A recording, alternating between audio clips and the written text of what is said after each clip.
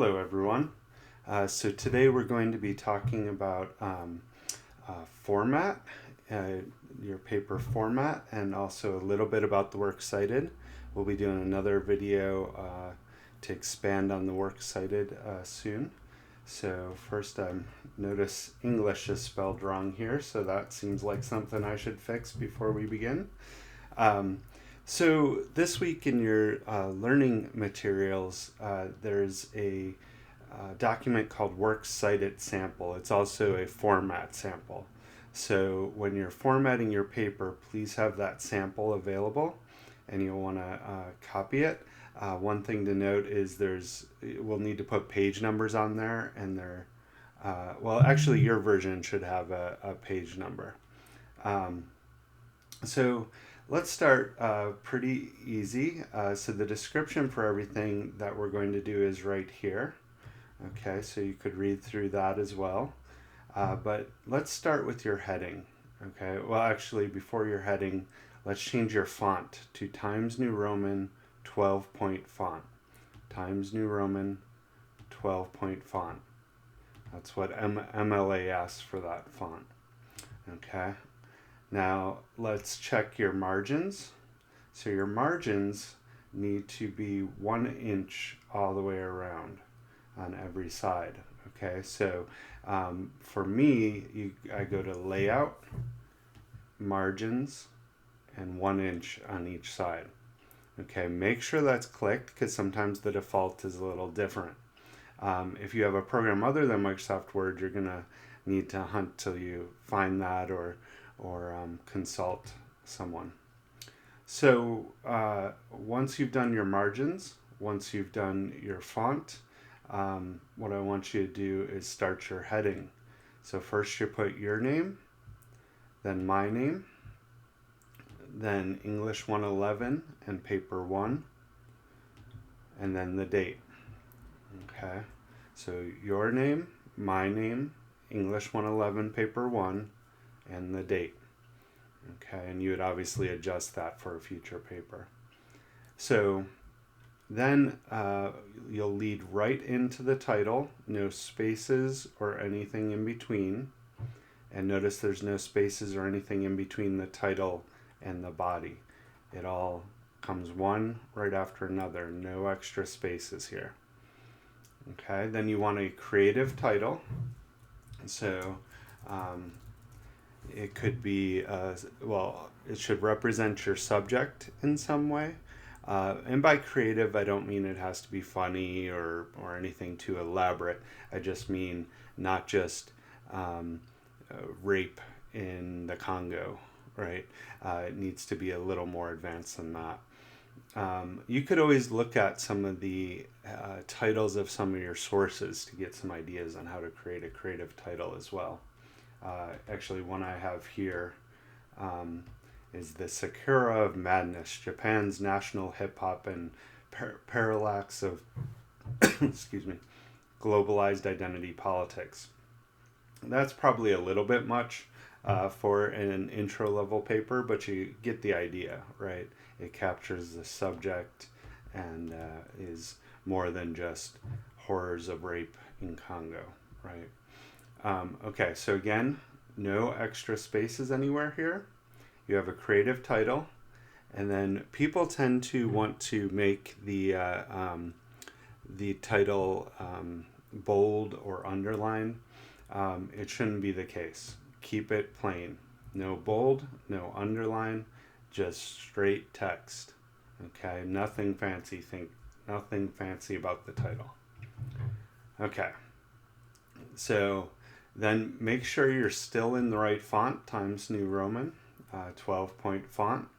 And then after you've got a little written, what I want you to do is if you're using Microsoft Word, what I want you to do is hit Edit, Select All, and then you can go to Layout and check for paragraph spacing. You can also get to it under Format. Paragraph would be another way to get there. Okay. If you're using Microsoft Word, I want you to make sure paragraph spacing is 0 before, 0 after, because that impacts the length of the text. Okay, so some people's Microsoft Word defaults at 10 after, and that can add a half a page to your paper. And I need 5 full pages, not just spacing adjustments. If you're not using Microsoft Word, I highly recommend using Microsoft Word. The university provides a copy if you need one. But if you can't for whatever reason, then what you're going to need to do instead is do a word count. When the paper's all finished, you'll need to go to some option where you hit edit, select all, and something like tools, and find out what the word count is. For this paper, it'd be between 1900 and 2000 words is the approximate word total. Okay, so if you're concerned at all about your spacing, check that word count, because if I see the spacing weird or off, that's what I will do.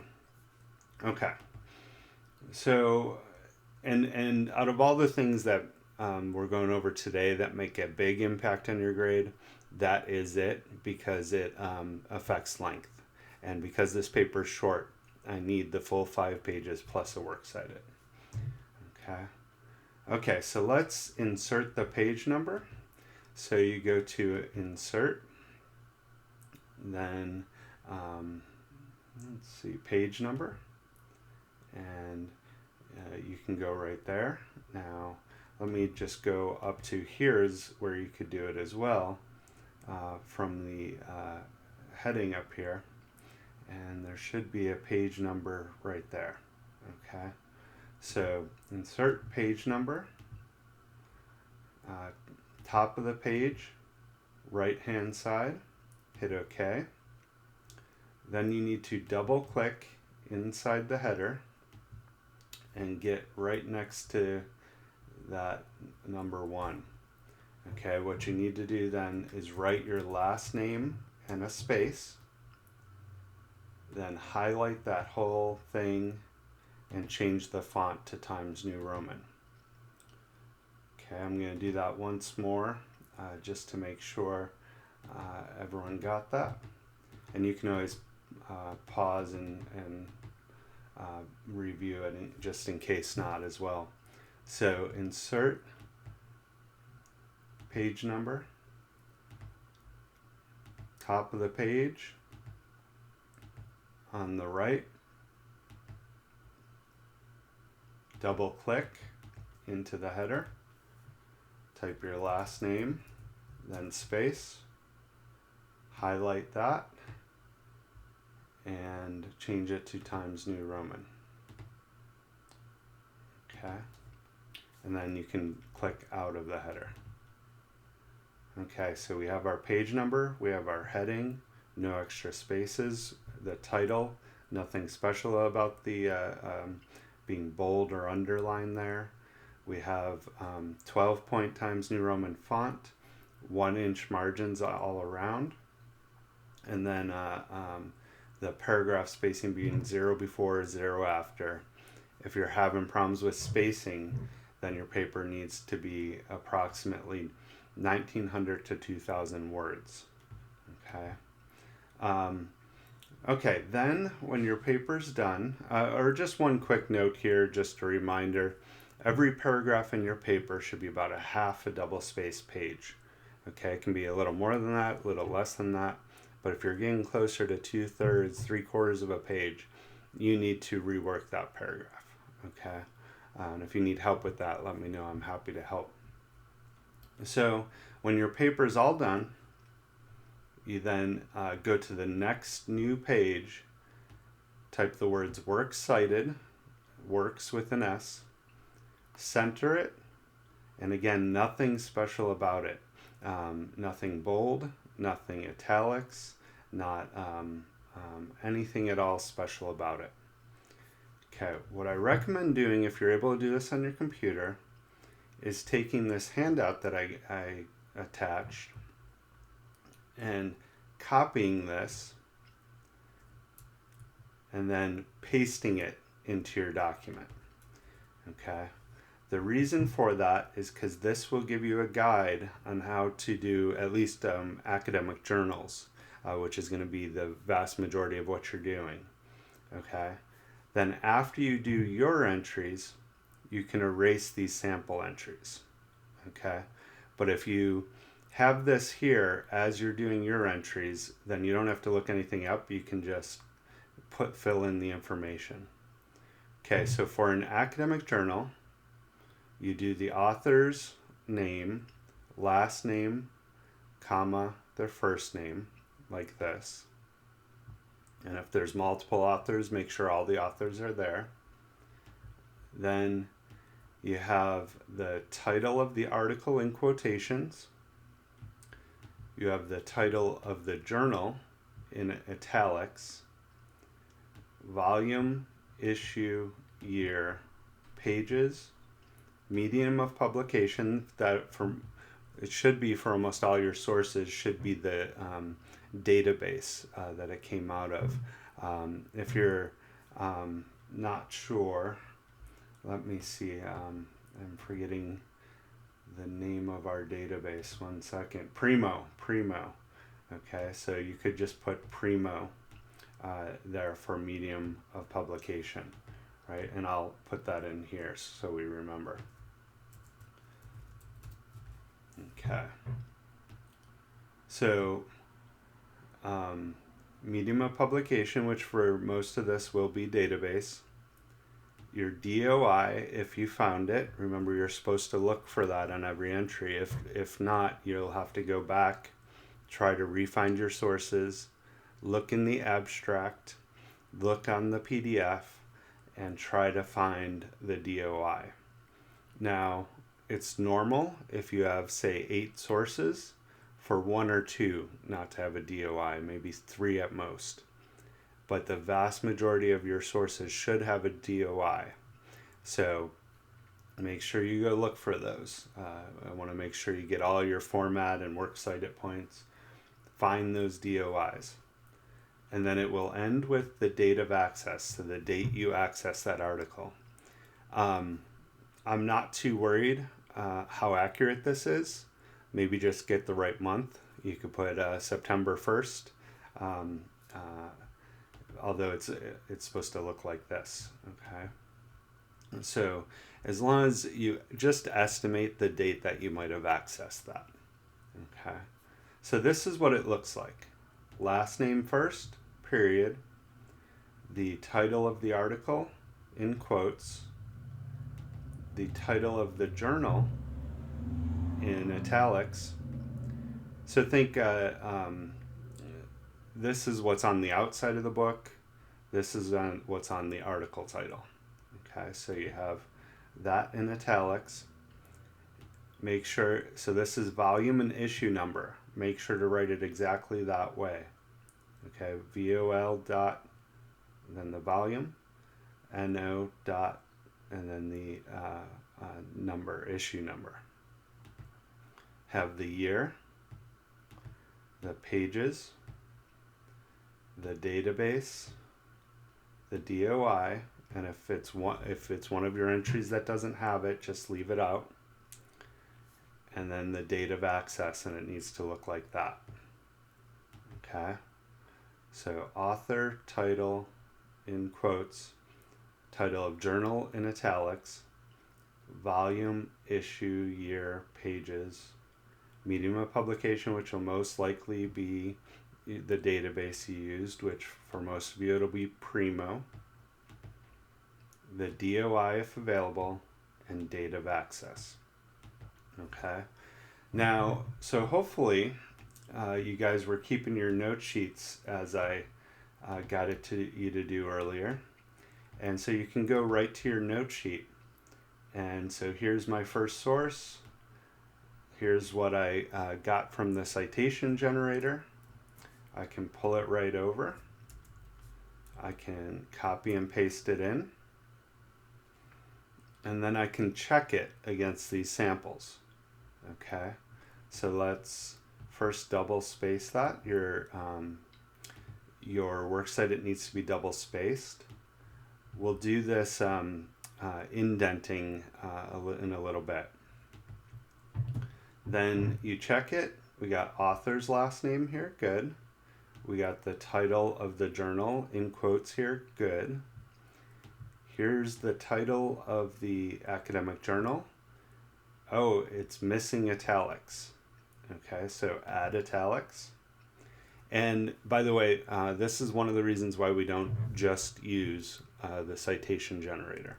They're imperfect and they don't carry over everything like italics. So that's why you need to compare it against sample entries.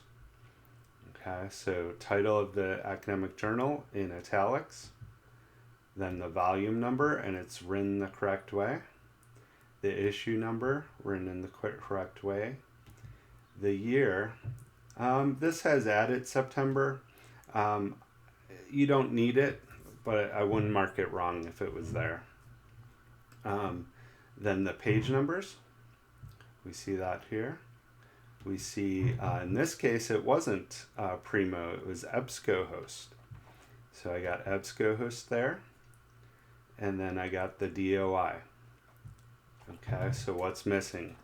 The date of access. So I write in accessed, and then I'm going to estimate. We'll say 10 September and 2020, and then period. Okay, so I don't expect you to memorize any of this. I expect you to use the examples that are here.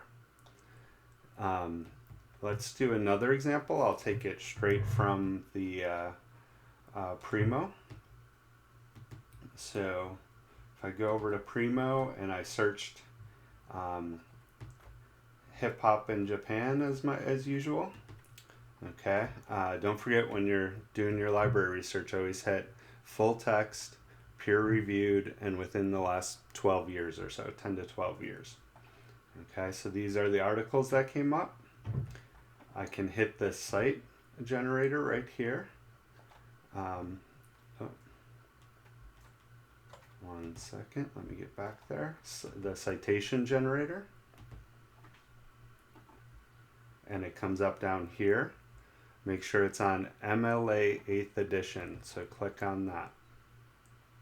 You copy and paste this over.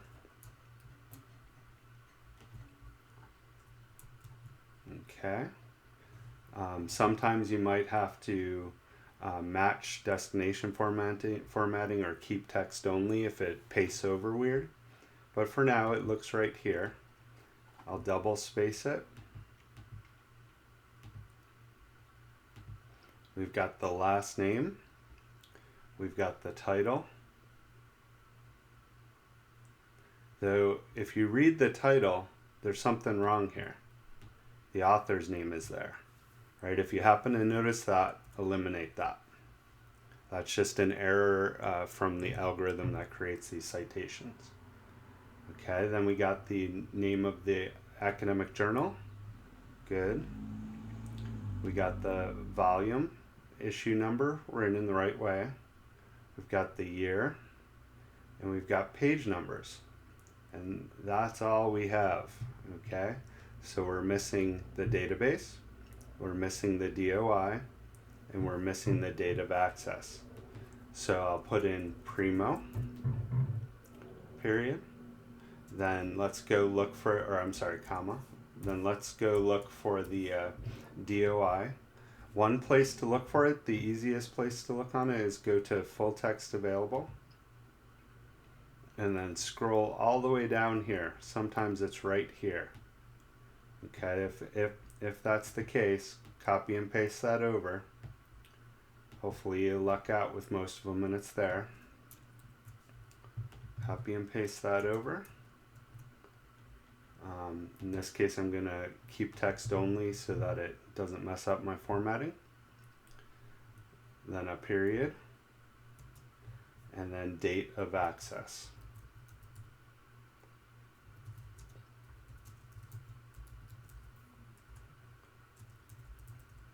Okay. So, and we're going to do the indentation here in a moment. Okay, so let's look at one more. Let's go down to, we'll try this one. So we hit the citation generator. Make sure it's on MLA 8th edition. We copy it over. Actually, this one looks the same. So let's see if, well, let me see first if the DOI is on the next page.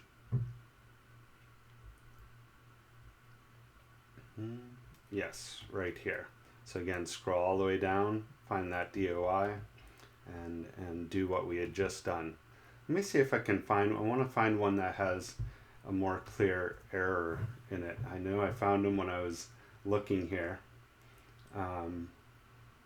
Okay, so this one doesn't have a, it doesn't have volume or issue number, okay, and it has a weird page number.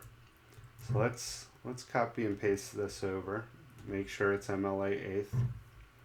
Copy and paste this over, and then we got to go on a mission to try to fix this. Okay, so we have the author name, we have the title in quotations, we have the title of the journal, but it's not italicized, so we got to italicize it. Then after that, we have just 2020 page and then a crazy page number. So sometimes you can go up here and you'll see something better here, but it's not. So here, let's actually go to the PDF and see if we can find out some of this information. Okay. So this must be an internet resource of some kind, and so it's actually a little strange. And if you look up here at the article information, when you see a number and then parentheses around another number, that's also volume and issue number. Okay, and it says it's 00. So that's not usual, that's highly unusual, but we're going to use it because that's right on the article itself, right? So I would write in VOL dot 0, comma, then NO dot 0, comma. Okay, so it's strange, but that's exactly what they have. Then we have the year, 2020. I'm not sure why it wouldn't be issue number 1 or volume number 1, but I guess maybe it comes before that. So we do have the year. And we have a weird page number. So what I always tell you to do is look on the actual article itself. And we have page numbers on the article. In this case, they match these numbers. That's also unusual. So let's say it's pages 3 through 5 that we use. Okay, so we use pages 3 through 5.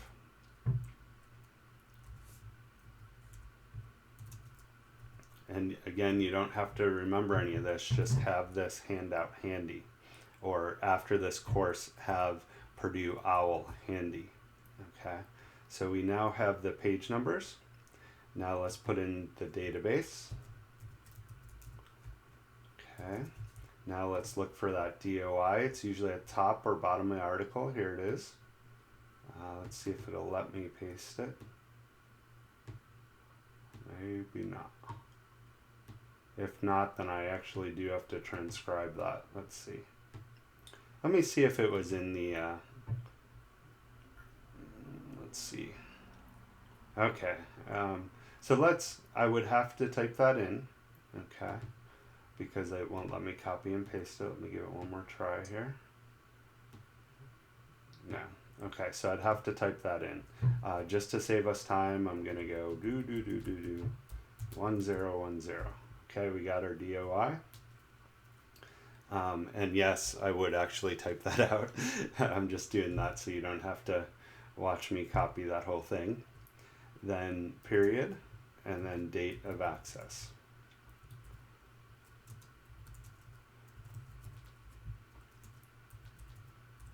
Okay, so you do that with all of your entries.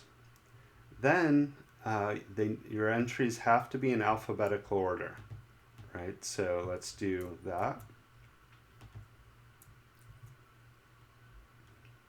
by author's last name. So we have E, then K,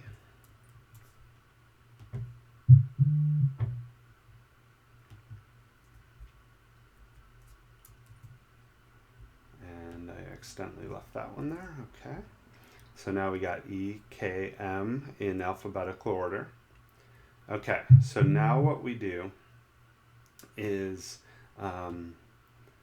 highlight all those entries. Sometimes you can do it this way. Sometimes you'll have to do it each individual entry. It's a little slower, but you only have 7, 8, 9, 10 entries, so it's not too bad. Go to View, click on Ruler, so that you can see this ruler here. Okay. You see this little tab here? There's two parts, a top and a bottom. If you grab this little, if you grab a triangle, it only pulls over half. If you grab this little rectangle at the bottom, it pulls the whole thing. So pull it over 1/2 of an inch. Then grab just the top triangle and pull it back to the margin. Okay, you can see that does what's called a reverse indent, and that's what we need here. So let me do that one more time. You highlight your entries, you pull the rectangle over 1/2 inch and pull the triangle back to the margin. And if that gets messed up, then just highlight one entry at a time and do it that way. Okay? And then when you're all done, erase my samples. And there's your works cited. Okay? And if you have individual problems with your works cited, make sure to visit me during office hours, and I'm always happy to help. That's what we're going to go over today. We'll do some advanced works cited work shortly. Thanks.